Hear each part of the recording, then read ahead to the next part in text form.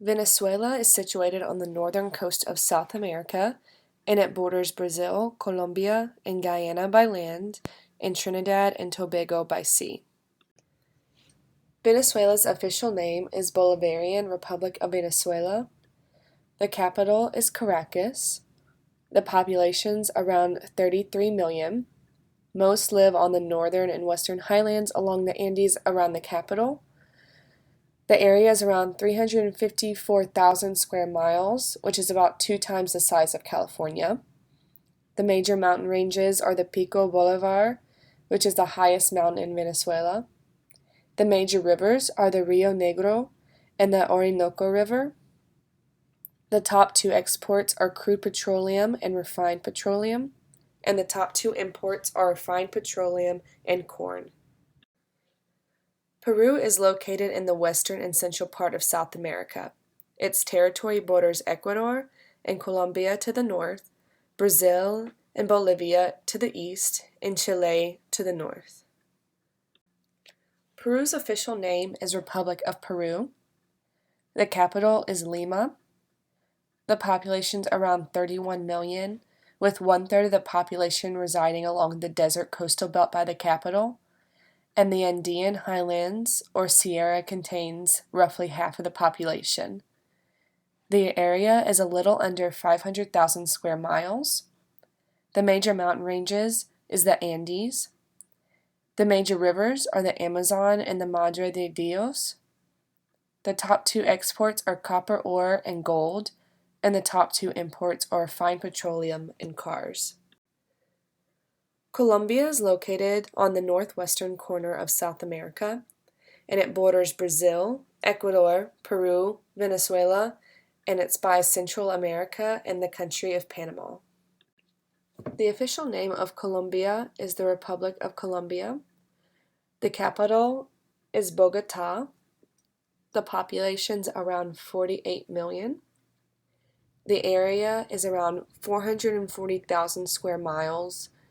The major mountain ranges are the Andes and the Sierra Nevada de Santa Marta. The major river is the Magdalena. The top two exports are crude petroleum and coal briquettes, and the top two imports are refined petroleum and broadcasting equipment. Ecuador is located on the western coast of South America, and it borders only two countries, Colombia and Peru. The official name of Ecuador is the Republic of Ecuador. The capital is Quito. The population's around 16 million, and nearly half of the population lives in the interior around the Andean valleys and basins, and a large concentration also is found along the western and coastal strip. The area is around 109,000 square miles, and the top two exports are crude petroleum and bananas, and the top two imports are refined petroleum and coal tar oil. Venezuela's GDP per capita was around 6,000 in the year 2015, and that is the most recent statistic that we have on the GDP per capita for them. But their economy is definitely collapsing really fast, so that should be going down even further as it gets closer to 2019. Venezuela's average household income per year is around 17,000, which is not good to say the least. Their economy is really taking a major fall right now. To further look into the general state of the economy, Venezuela has a mixed economy dominated by the petroleum sector, which accounts for roughly 1/3 of their GDP. And since the mid-2010s, the economy of Venezuela has been in a state of total economic collapse. In May, for the first time in 3 years, the Central Bank of Venezuela published statistics on the country's economy. And in those statistics, it showed that the country's GDP had been in decline since the start of 2014, contracting 52% between the third quarter of 2013 and the third quarter of 2018. This means that the size of Venezuela's economy was reduced by half in a span of 5 years. Also, in those statistics, they highlighted a huge drop in oil exports. In 2013, the country exported about $85 billion worth of oil, and that number has fallen to $35 billion in 2015 and $30 billion last year.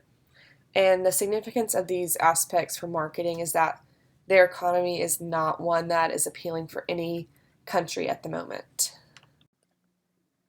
Peru's per capita income was about $7,000 in the year 2018. Peru's average household income per month dropped to around $1,744 in the month of May from $1,784 in the month of April of this year. The Peruvian economy has experienced two distinct phases of economic development since the turn of the century. Between 2002 and 2013, Peru was one of the fastest growing countries in Latin America with an average GDP growth rate of 6.1% annually. Between 2014 and 2017, GDP growth slowed to an average rate of 3.0%. In 2019, GDP growth is expected to accelerate to a rate of 4%, driven by a recovery of domestic demand. Growth projections are vulnerable to external shocks such as the decline in commodity prices or exchanges in international financial conditions.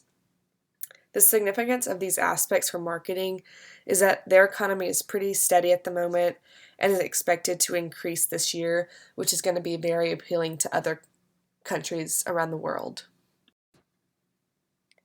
Colombia's per capita income was around $6,650 in the year 2018. The average Colombian household earned 560,409 Colombian pesos, which is 287 United States dollars per month last year. More than 20 million Colombians, which is around 45.5% of the population, live below the poverty line. In Colombia, growth is expected to pick up this year, propelled by stronger investment activities thanks to infrastructure and oil sector projects. Risk stems from uncertainties over the pace of fiscal reform and challenging external backdrop. Ecuador's per capita income was $6,344 in the year 2018. Ecuador's average household income per month in the year 2018 is around $437. Between 2006 and 2014, GDP growth averaged 4.3%, driven by high oil prices and external financing. From 2015 until 2018, GDP growth averaged just 0.6%. Ecuador's president has launched a radical transformation of Ecuador's economy since taking office in May 2017. The aim is to increase the private sector's weight, in particular the oil industry. This arrangement would provide support, around $10 billion, for the Ecuadorian government's economic policies over 3 years. The ethnicity in Venezuela is split among Spanish, Italian, Portuguese, Arab, German, African, and indigenous people. Spanish is the official language of Venezuela, and Christianity is by far the dominant religion, with 88% of the population practicing. Some basic customs are that the family is the cornerstone of the social structure and forms the basis of stability for most people. In a business manner, a firm handshake with direct eye contact and a welcoming smile are the standard greetings. Peru's ethnic groups are Native Americans, mestizos, and white Europeans. The official languages of Peru are Spanish, Quechua, and Aymara. Christianity is the most popular religion in Peru, with 79.2% of the population practicing. As far as customs, the most important thing to everyone is family. Also, people will shake hands upon meeting for the first time, and when communicating, hand gestures are used profusely. And Peruvian people stand very close when talking. In a business sense, stay conservative and formal when dressing. And titles are very important, and it is best to address people directly by using professional titles. Arrive on time even though you might be kept waiting, and avoid hard selling and confrontation. Ethnic groups in Colombia are mestizos, white, mulatto, and black. Spanish is the official language, and Christianity is the main religion with 90% of the population practicing. For customs, family takes center stage in the social structure. It is common for children to remain at home until they marry, and the elderly are generally revered for their age and experience. For business matters, shake hands with direct eye contact, have one side of your business card translated to Spanish. Meetings don't always follow a linear path, so be patient. And Colombians are indirect communicators, which means they use a lot of body language, and avoid confrontation. Ethnic groups in Ecuador are mestizos, Amerindians, Spanish, and Black. Spanish is the official language of Ecuador, and Christianity is the main religion with 95% of the population practicing. For customs, from birth, children are raised to understand that they will have different roles and expectations in life. The man is considered the breadwinner, and the wife looks after the home. A bouquet of roses is always well received.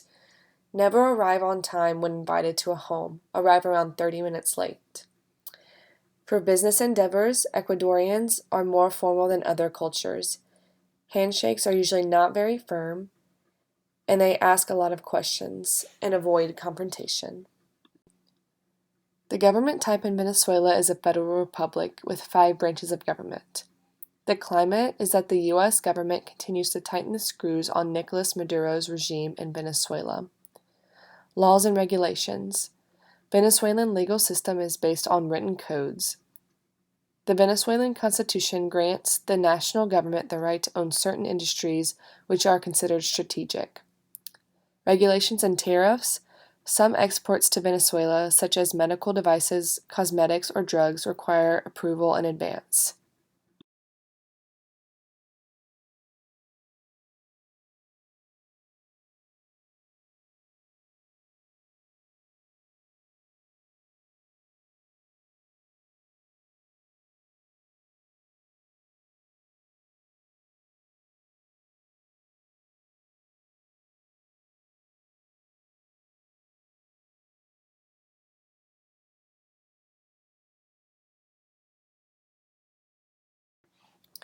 The government type in Colombia is a presidential democratic republic with 3 branches of government. The climate is that more than 10,000 armed forces of Colombia surrendered over 8,000 weapons and transitioned into civilian life. The government has also continued to pursue peace negotiations with the National Liberation Army. Laws and regulations. The most remarkable legal development in Colombia is the tax bill. However, there is also the reform to customs statute and peace agreement. Regulations and tariffs. About 80% of U.S. exports of consumer and industrial products to Colombia became duty-free when the FTA between the United States and Colombia entered into effect. The government type in Ecuador is a multi-party system. The climate is that Ecuador faces chronic human rights challenges, including poor prison conditions and laws that give authorities broad powers to limit free speech and judicial independence. Laws and regulations. Ecuadorian law requires private companies to distribute 15% of pre-tax profits to their employees each year. Regulations and tariffs. Ecuador limits most of its tariff rates to 30% or less.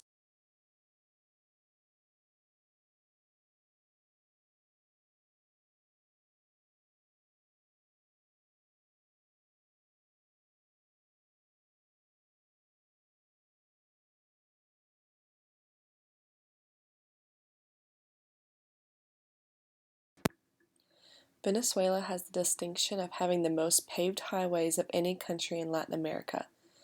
The city of Caracas has a subway system, however, the rest of the country is served by a very small railway system. Venezuela has 11 international and 36 domestic airports. Most, if not all, advertising firms are located in Caracas. Approximately 60% of the retailing stores were closed in 2017. 60% of the population uses the internet, and the fact that not many people use the internet will be hard for the U.S. to market to this region. Peru has an extensive system of roads that cross most of the mountains and coastal regions. Peru has 234 airports, but the majority are simply airfields serving small private planes. 56% of the population uses the internet, and U.S. will be able to transport a lot of imports by water because of Peru's excellent deep water ports. For many decades, Colombia suffered from a weak and non-existent infrastructure, and it will be very difficult for the U.S. to do any business with Colombia because of their lack of decent infrastructure.